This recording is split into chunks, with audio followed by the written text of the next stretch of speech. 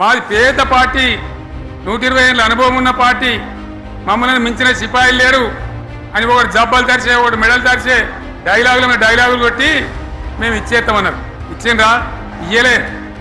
రుణమాఫీ చేయలే. మధ్యలో పార్లమెంట్ ఎలక్షన్ వచ్చినాయి. అప్పుడు నాకు కాలు ఇడిగింది.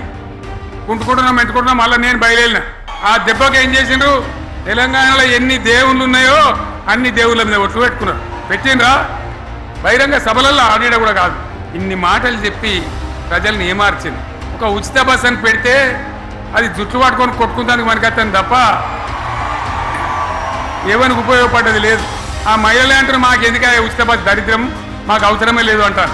అటువంటి ఒక పథకం పెట్టి ఇక ఇప్పుడు మళ్ళీ పెద్ద నోరు పెట్టుకొని వాళ్ళే మాట్లాడతారు. అంటే ఆ అంటే మాట్లాడతారు, అబద్ధాలు చెప్తారు. మాట్లాడితే బీఆర్ఎస్ వాళ్ళ మీద నింద, మాట్లాడితే కేసీఆర్ మీద నింద. ఇది ఒక అలవాటు చేసుకొని ఎవరికి నోరుంటే వాంటే లెక్క అనే పద్ధతిలో అడ్డమైన మాటలు